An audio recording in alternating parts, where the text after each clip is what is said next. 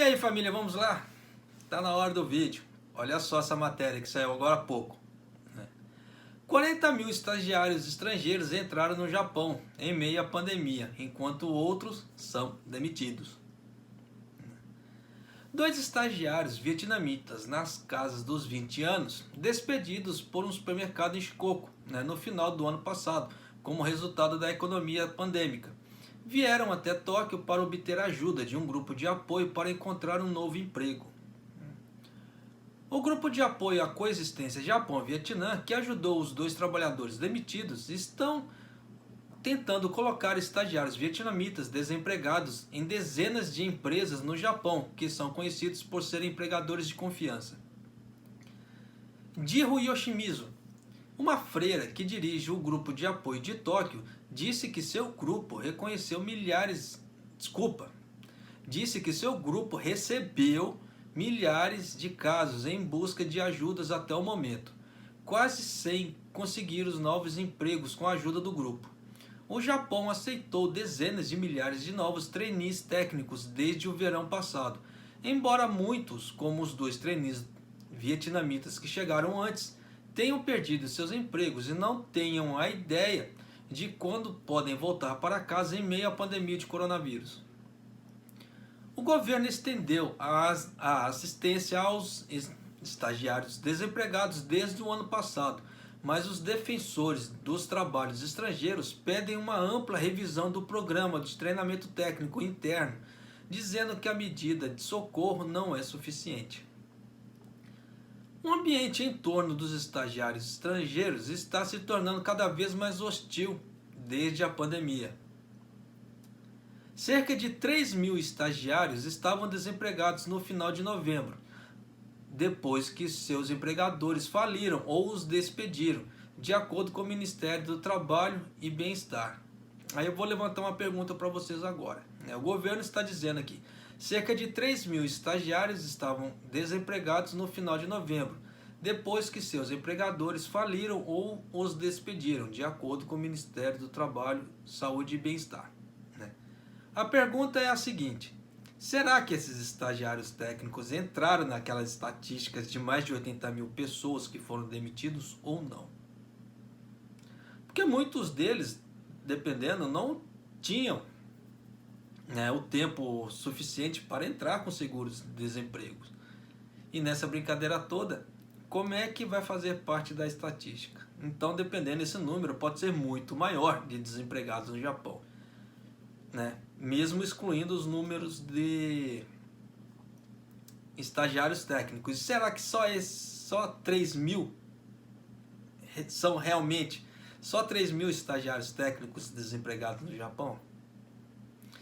Vendo com esse monte de reportagens que aparece de vietnamitas que estavam roubando aí, matando gado, roubando porco, foram mais de 600 leitões entre gados também nesse meio.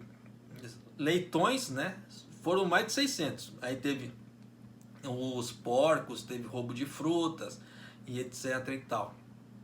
Será que foram só 3 mil? Destes, cerca de 100 não conseguiram novos empregos até esse mês. Os dados do Ministério da Justiça pintaram um quadro sombrio de sua situação. No final do ano passado, cerca de 36 mil trainees não puderam voltar para casa devido às restrições de viagem de seus países, mesmo após o término do período de treinamento no Japão. Cerca de 1.000 dos trainees presos no Japão não tinham emprego. Então dá para vocês terem ideia, 36 mil trainees que ficaram presos no Japão. Você acha que todos esses trainees conseguiram emprego? Vamos ser realistas. Então você acha que esse número que o governo japonês passa não é muito maior? Com certeza é muito maior. Cerca de 1.000 dos trainees presos no Japão não tinham emprego. Isso é que eles têm ciência. Os estagiários técnicos estrangeiros que vêm de países em desenvolvimento para aprender habilidades profissionais no Japão devem trabalhar apenas em empregos e locais de trabalho já definidos antes da sua chegada. Mas o Ministério da Justiça relaxou as regras em abril para ajudar os estagiários a superar a pandemia, uma vez que ela os fez perder os empregos ou ficarem impossibilitados de voltarem para casa. Os estagiários agora podem aceitar um outro emprego por até um ano, se for em 14 setores específicos, como enfermagem, agricultura e construção, áreas onde os estrangeiros podem trabalhar com visto recém-criado, né, conhecido como trabalhadores qualificados especificados. Eu tenho a matéria desse visto aqui no canal, né, está na guia de live, só que infelizmente, né, as pessoas não querem saber desse tipo de informação. Só que elas perguntam aos montes, né? Ah, como é que eu faço para ir trabalhar no Japão? Eu já recebi várias perguntas assim, né? Fora nos grupos do Facebook também, que eu vejo bastante. Pessoas não descendentes, né, que querem vir trabalhar no Japão, só que não procuram informações. Elas querem receber as informações facinho, goela abaixo. Fica difícil, pô, né? O canal aqui disponibilizou, só que o número de pessoas que foram ver, que visualizaram os vídeos, é muito baixo, né? Então dá para vocês terem ideia assim, que as pessoas querem algo, mas não querem correr atrás daquele algo. Fica complicado, né? Mas continuando aqui. Até 12 de janeiro, o programa de resgate ajudou 1.716 estagiários a encontrar emprego. Mas 1.100 ainda estão sem trabalho. Isso sem contar aqueles 36 mil ali que eles contaram ali em cima, né? Se a gente colocar na conta, o número é muito grande. Vou até ler de novo aqui. Até 12 de janeiro, o programa de resgate, no caso assim, daquela freira, né, ajudou 1.716 estagiários a encontrarem emprego, mas 1.100 ainda estão sem trabalho. Então, nessa brincadeira toda, aquele número é muito maior. Então, já dá para vocês terem ideia. Apesar disso, o Japão aceitou 40 mil novos estagiários entre agosto e 3 de janeiro. A maioria chegando depois de novembro, quando o Japão suspendeu a proibição global de novos participantes. Uma possível razão pela demanda por estagiários estrangeiros persiste é que organizações de supervisão que os aceitam podem obter comissões para designar estagiários a empresas associadas, disse Ipei Tori, representante da ONG Solidarity Network with Migration Japan. Isso não parece muito com o quê? Com o sistema do Brasil. Isso parece muito com o sistema do Brasil, né? Porque vamos falar a verdade. Não estou falando que é errado, tá? De forma alguma não estou falando que é errado. Mas existe algo altruísta que as pessoas estão fazendo de graça sem receber dinheiro em troca? Vamos parar para pensar, né? As organizações de supervisão incluem grupos empresariais e câmaras de comércio e indústrias. Isso indica que há uma grande demanda por trainees. Foi da mesma forma que com os brasileiros, isso. Disse Tori, mas pouca assistência esteve disponível para encontrar um novo emprego para eles depois que foram demitidos. Eles são uma espécie de mão de obra descartável. Ele ressaltou a necessidade de o governo intensificar os esforços para resgatá-los. Na questão do Brasil, não falo que é errado, muito pelo contrário, tá? Tá todo mundo no seu direito, porque é o livre-arbítrio, é livre de escolha, né? E eu usei esse sistema já, eu estou aqui por causa desse sistema. Então eu vou ser hipócrita de falar que isso é um sistema errado, que é algo errado? Não! Eu não tinha condições, então eu tive que usar esse sistema. É livre escolha. Mas existem formas de regulamentar isso. E essas regulamentações é que não existem. É isso que eu quero chegar a esse ponto com você. Entende? Você que pretende vir para cá, ou você que já mora aqui, deve mais ou menos entender o que eu estou tentando dizer. Muitos de nós que chegaram aqui, só com a malinha nas costas, passaram por muita coisa. Tá? Só para vocês terem ideia, na década de 96, né, na década de 90 e 96, quando eu cheguei aqui, em um apartamento de 2 quartos, eu cheguei a morar com 8 pessoas dentro. 8.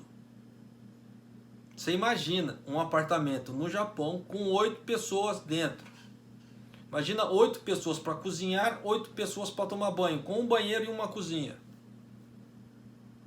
Isso só deu para vocês terem uma ideia, tá? Mas continuando. Toshihiro Menjo, diretor-gerente do Japan Center for International Exchange, um instituto de relações exteriores sem fins lucrativos, que está familiarizado com a política de imigração, disse que um dos principais motivos pelos quais os trainees enfrentam enorme dificuldade para encontrar novos empregos é que nenhuma entidade foi designada como a principal responsável pela tarefa. Então, dá para vocês terem ideia, né? Embora os estagiários possam tentar encontrar trabalho por conta própria em agências públicas de desemprego, no caso a Hello Ako, a realidade é que muitos têm um comando limitado de japoneses e o sistema existente não é adequado às suas necessidades. Então você vê que os empregadores, né, no caso assim, as agências que têm, né, responsabilidade sobre os estagiários, não os ajudam a procurar novos empregos. Fato. Shoichi Ibusuki, advogado que lidou com várias questões trabalhistas envolvendo trabalhadores estrangeiros, disse que as questões envolvendo estagiários estrangeiros são basicamente deixadas para organizações de supervisão resolverem, o que não resolve. Você vê que aqui no canal existem várias matérias de estagiários técnicos que foram jogados ao limbo, dormindo na rua, foram jogados na frente das estações aqui no Japão. Meu, foi uma coisa feia. Daí agora não vai ser diferente também, porque vieram muitos agora também, só que teve o estado de emergência. O que você acha que vai acontecer com esse povo? E olha que são 11 estados, hein, aqui no Japão. Mas ele disse que essas organizações não têm um incentivo para fazer um grande esforço para encontrar novas vagas para os trainees após a sua demissão.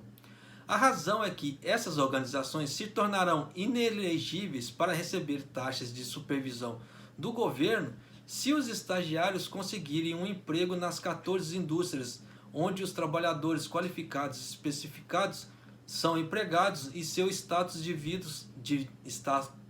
visto é alterado de acordo. Mudou de segmento, muda-se o visto. Então você vê que eles não querem que os estagiários mudem o visto, porque senão eles vão perder dinheiro. E nisso os caras ficam jogados ao léu aqui no Japão. E aí? Compensa?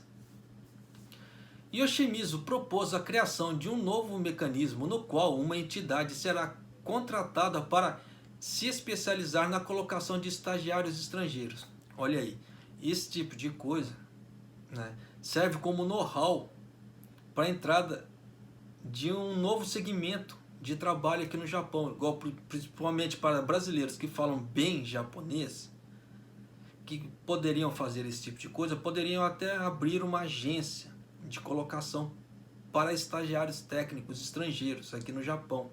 Isso daria uma grana danada, vocês podem ter certeza disso, porque viria ajuda de tudo quanto é lado, fora o apoio do governo.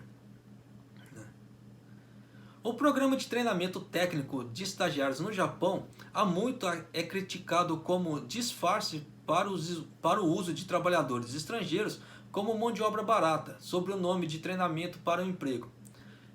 Para quem é mais antigo de canal aqui, que já acompanha os vídeos bem lá de trás, deve se lembrar disso, que eu sempre meti o pau nesse programa por causa disso.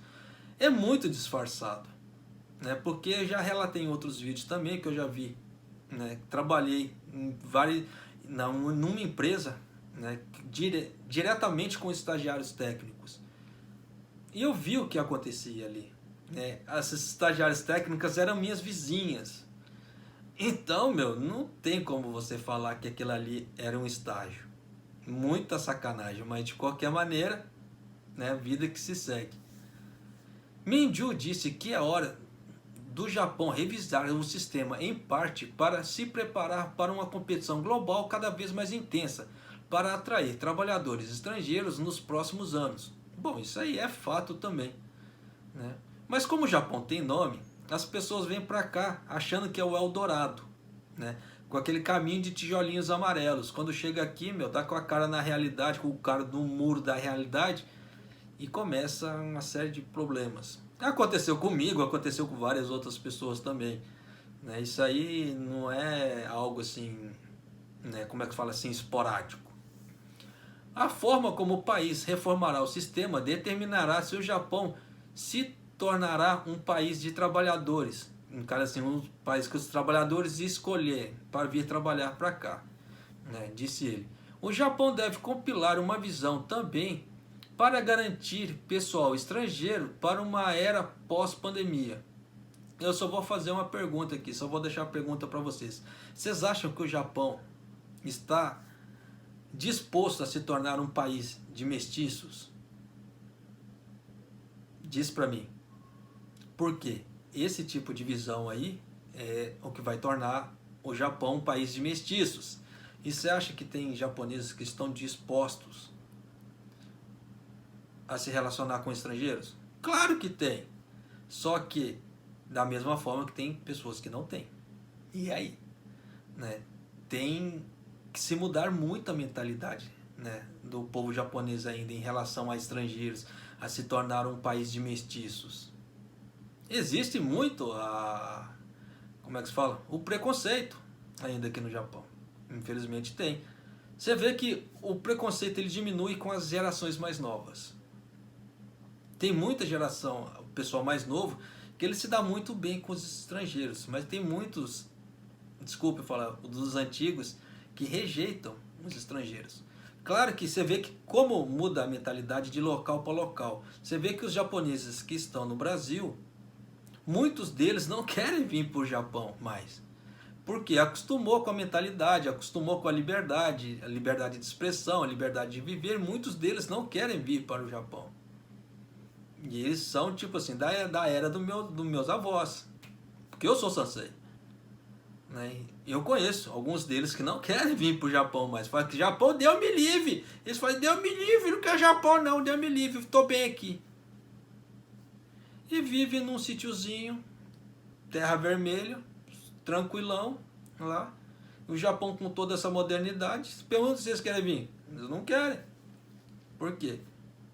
Questão de mudança de mentalidade.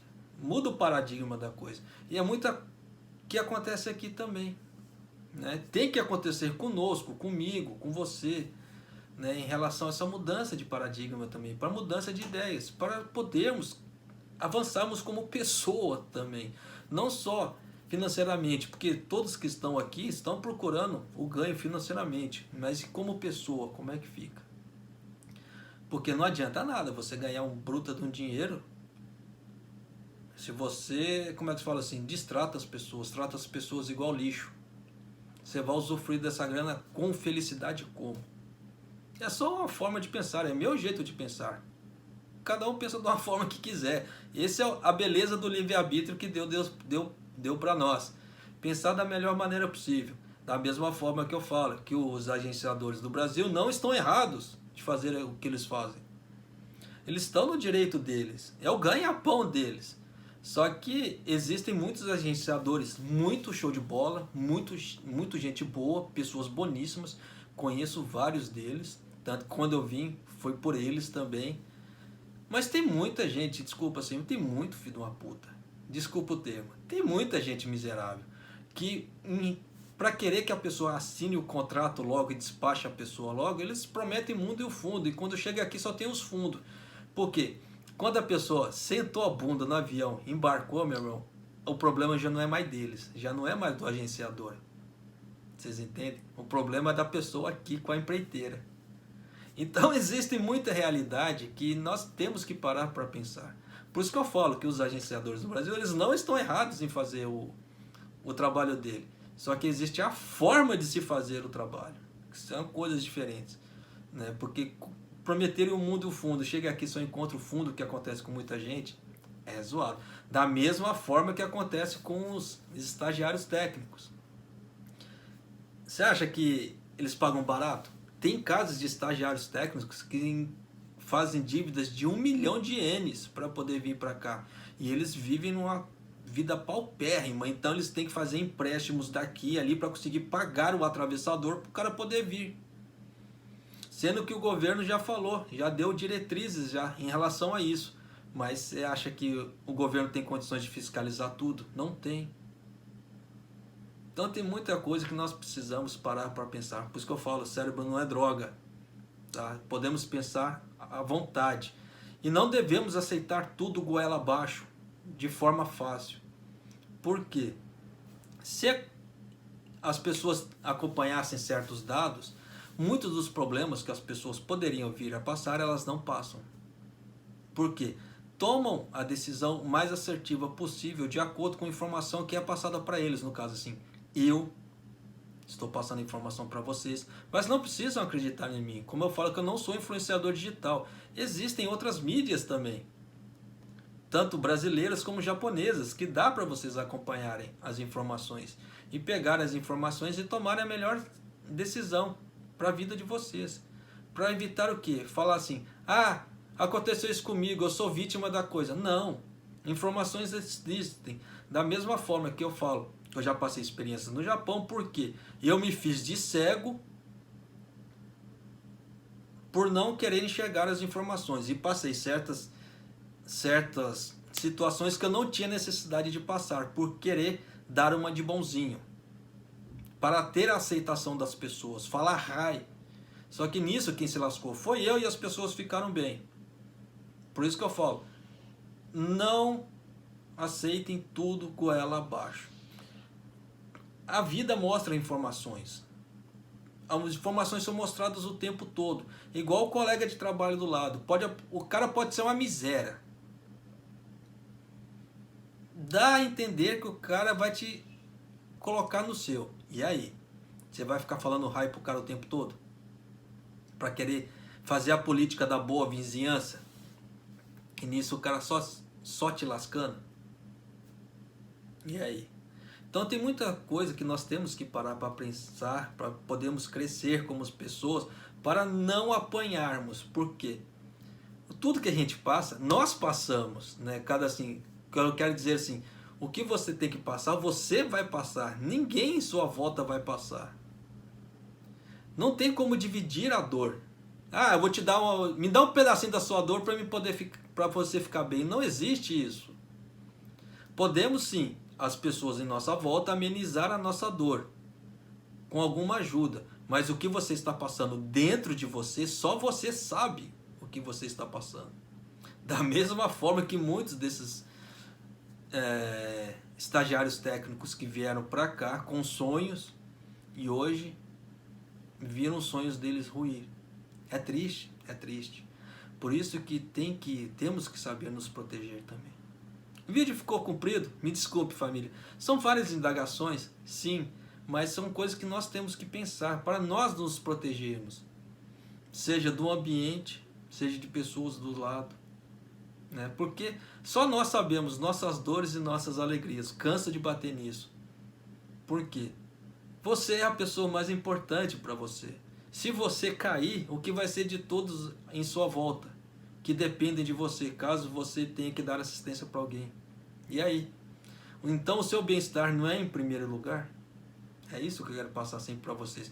Da mesma forma que os estagiários técnicos estão tentando ter o melhor para eles e para a família deles, se eles caem, o que vai ser? Contraindo dívidas e etc. Você vê que tem muitos deles que recorrem a assaltos, porque toda a reportagem ele sempre diz a mesma coisa. Por que vocês fizeram isso? Estava sem dinheiro, estava endividado, não tinha a quem recorrer. Vocês entendem? Dá para vocês terem uma ideia, né? Então, para você que assistiu o vídeo até esse momento, que não saiu antes porque o vídeo ficou comprido, arigatou gozaimasu. Tiro o meu chapéu para você, você tem todo o meu respeito, porque deu ouvidos, entre aspas, a esse Zé que está tentando passar uma ideia. Claro que você não precisa aceitar as ideias desse Zé, porque você tem suas próprias ideias. Mas se algo tocar em você, meu, já fico feliz, tá? Porque é algo que nós, para podermos crescermos juntos como pessoa, né? Não só financeiramente falando. Mas é isso aí. Um abraço e até o próximo vídeo. Até mais.